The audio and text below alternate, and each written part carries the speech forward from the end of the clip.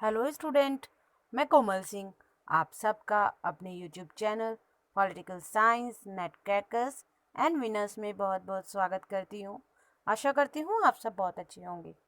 Student, आज का जो हमारा लेक्चर वीडियो है, आज के लेक्चर वीडियो में हम कार्ल मार्क्स के ऐतिहासिक भौतिकवादी विचारधारा के विषय में बात करेंगे और जानेंगे कि कार्ल मार्क्स ने ऐतिहासिक भौतिकवाद को किस प्रकार से समाज के सामने प्रस्तुत किया है।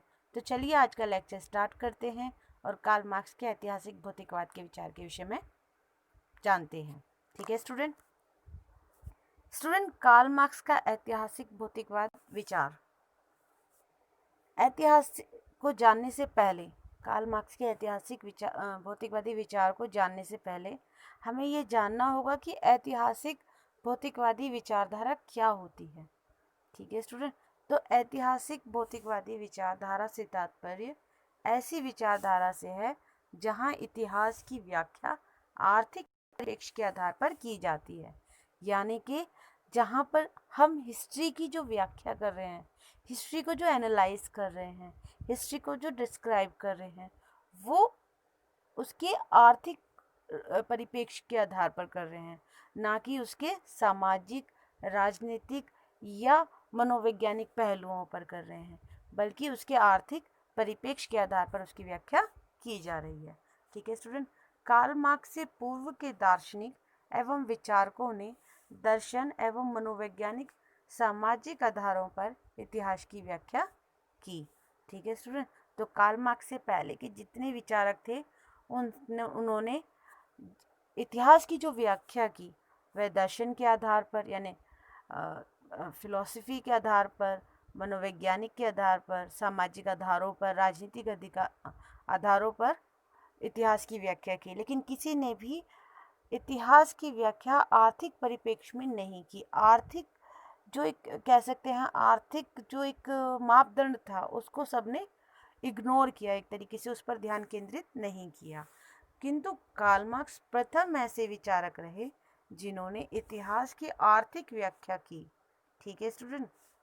कार्ल मार्क्स पहले ऐसे विचारक रहे जिन्होंने इतिहास की आर्थिक व्याख्या की और समाज के सामने पूंजीवाद व बुर्जुआ वर्ग द्वारा सर्वहारा वर्ग के अवगुणों और दोषों को प्रदर्शित किया। ठीक है। बुर्जुआ वर्ग द्वारा सर्वहारा वर्ग के अवगुणों और दोषों को प्रदर्शित किया और उनकी स्थिति विश्व के समक्ष दिखाई। अब यहाँ पर देखिए, इसका अर्थ क्या है। इसका अर्थ ये कि बुर्जुआ वर्ग ने अपने आप को बहुत ज़्यादा शक्तिशाली दिखाया और सर्वहारा वर्ग को बहुत ज़्यादा नीच वर्ग में उसको दिखाया गया। इसीलिए वो क्या करते थे कि सर्वहारा वर्ग का बहुत ज़्यादा शोषण करते थे। तो उन्होंने सर्वहारा वर्ग में अवगुणों और दोषों को समाज के सामने दिखाया और उनके गुणों और उनके जो उनमें खूबियाँ थीं और जो उनके कार्य थे उसको उन्होंने बिल्कुल एक तरीके से नकारा और उनका शोषण करना शुरू कर दिया। तो ऐसी स्थिति में वर्ग संघर्ष जो है इन दोनों समुदायों, इन दोनों वर्गों के बीच में स्थापित हो गया कि एक दूसरे के बीच में इनका संघर्ष जो है वो बहुत प्रारंभ हो गया। और प्रारंभ होने की स्थिति में क्या हुआ कि पूंजीवाद ने सर्वहारा वर्ग का इतना अधिक शोषण कर दिया कि सर्वहारा वर्ग के मन में इनके खिलाफ क्रांति की भावना उत्पन्न हुई। और कार्ल मार्क्स ये कहते हैं कि एक समय ऐसा आएगा कि जब वर्ग संघर्ष के द्वारा, जब इन दोनों का वर्ग संघर्ष चरम पर होगा, तो एक स्थिति ऐसी आएगी जहां पूंजीवाद या बुर्जुआ वर्ग पूर्ण रूप से खत्म हो जाएगा और सर्वहारा वर्ग का आधिपत्य होगा। ठीक है स्टूडेंट। तो ये कहना था कार्ल मार्क्स का। ठीक है स्टूडेंट। अब बात कर लेते हैं कि जो ये कार्ल मार्क्स की इतिहास की जो व्याख्या उन्होंने आर्थिक परिप्रेक्ष्य में की है, ये कैसी मतलब किस तरीके की व्याख्या है, या विकासवादी है, परिवर्तनशील है, परिवर्तनहीन है, क्या है ये। तो कार्ल मार्क्स के इतिहास की व्याख्या विकासवादी है। ठीक है स्टूडेंट। यानी कि ये अपने हर स्तर पर विकास कर रही है और नियतिवादी भी है। अब कारण जानते हैं कि ऐतिहासिक व्याख्या विकासवादी क्यों है और नियतिवादी क्यों है। ऐतिहासिक व्याख्या विकासवादी है। क्यों? क्योंकि इतिहास की प्रत्येक अवस्था उसके पहले की अवस्था से प्रगतिशील है, डेवलपिंग है, प्रोग्रेसिव है। ठीक है स्टूडेंट, तो इसलिए यह अवस्था जो है इतिहास की, यह विकासवादी है, लेकिन यह नियतिवादी भी है। क्यों? क्योंकि साम्यवाद के बाद इसका विकास नहीं होगा, ये कहना है कार्ल मार्क्स का। साम्यवाद को उन्होंने सर्वोच्च स्तर बना दिया है कि साम्यवाद वाला युग जैसे ही प्राप्त हो जाएगा, तब इनका जो मतलब मतलब इन्होंने बिल्कुल लिमिट बांध दी उसकी कि साम्यवादी युग ही आखिरी युग होगा, उसके बाद परिवर्तनशील जो है वो बिल्कुल नहीं होगा, परिवर्तन वहीं रुक जाएगा। क्योंकि उन्होंने साम्यवाद के को इतिहास के विकास का सर्वोच्च स्तर मान लिया कि जब समाज को सर्वोच्च स्तर साम्यवाद का स्तर मिल, परिवर्तन होना बंद हो जाएगा। ठीक है स्टूडेंट।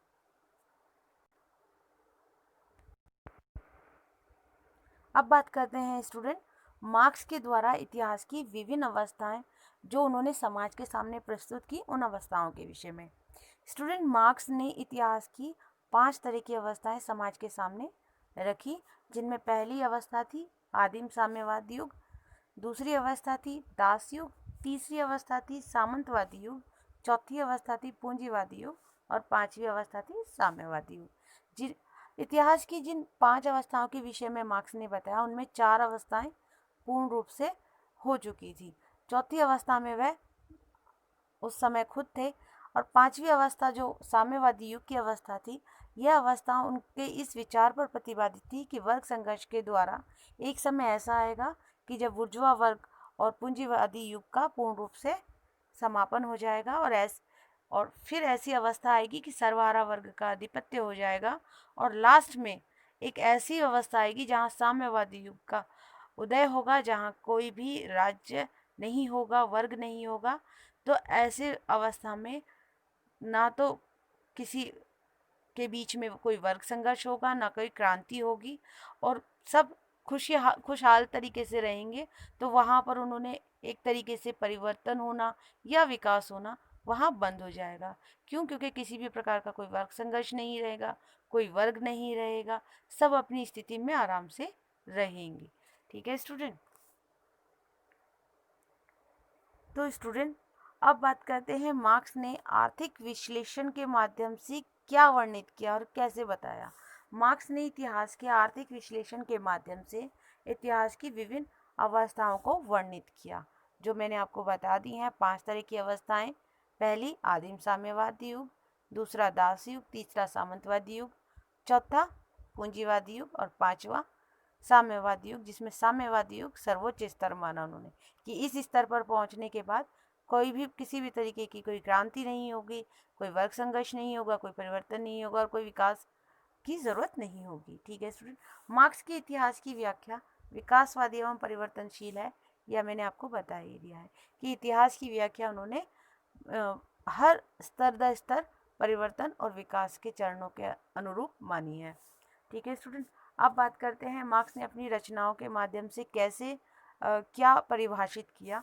मार्क्स ने अपनी रचना ऑन द जूइस क्वेश्चंस 1848 में लिखा कि ईश्वर की बजाय, यहाँ उन्होंने पैसे को ईश्वर से भी ज़्यादा महत्वपूर्ण दर्शाया है। ये जो इनका एक स्टेटमेंट है, ये दर्शाता है कि वह उन्होंने आर्थिक व्याख्या किस प्रकार से की है। उन्होंने पैसे को वैल्यू जो दी गई है, ईश्वर से भी ज़्यादा वैल्यू उसको दी गई है।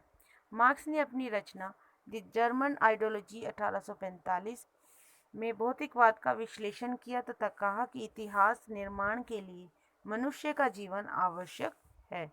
ठीक है स्टूडेंट।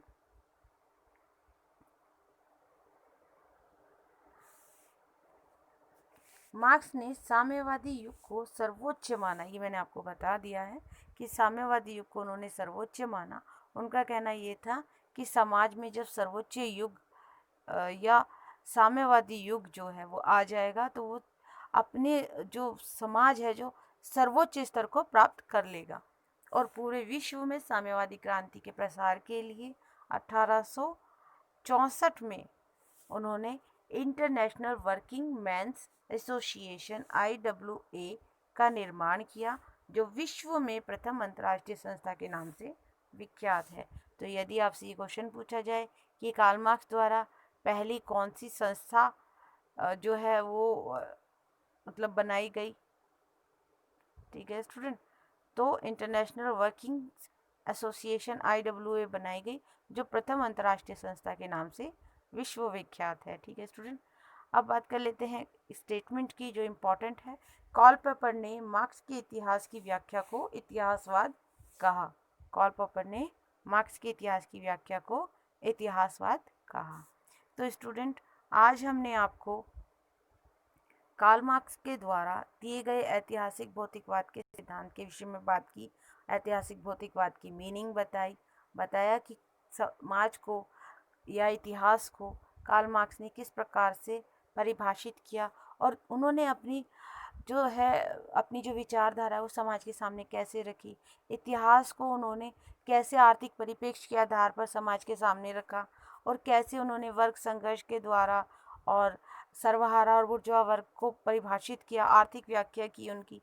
तो स्टूडेंट, कार्ल मार्क्स पहले ऐसे व्यक्ति थे जिन्होंने इतिहास की व्याख्या आर्थिक परिप्रेक्ष्य में की। उनसे पहले जितने भी विचारक दार्शनिक रहे, उन्होंने इतिहास की व्याख्या या तो दर्शन शास्त्र के आधार पर की, या समाज के आधार पर की, या राजनीति आधार पर की, लेकिन किसी ने भी आर्थिक परिप्रेक्ष्य को उतनी, कह सकते हैं आप, उतनी दृष्टि उस पर नहीं केंद्रित की जितनी दृष्टि कार्ल मार्क्स के द्वारा केंद्रित की गई थी।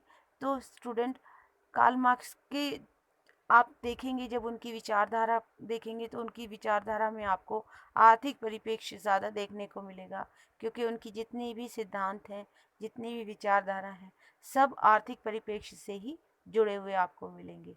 हर जगह, हर विचारधारा में आपको वर्ग संघर्ष, बुर्जुआ वर्ग, सर्वहारा वर्ग, इन से ही जुड़े कंसेप्ट आपको देखने को मिलेंगे। तो स्टूडेंट, ये बहुत इम्पॉर्टेंट टॉपिक्स आपको कवर करवाए जा रहे हैं। आप इन्हें अच्छे से तैयार कीजिएगा, अच्छे से रिवाइज कीजिएगा। तो बने रहिए हमारे लेक्चर्स के साथ। हमारे चैनल को लाइक कीजिए, शेयर कीजिए एंड सब्सक्राइब कीजिए। मिलते हैं नेक्स्ट वीडियो में। Thank you so much.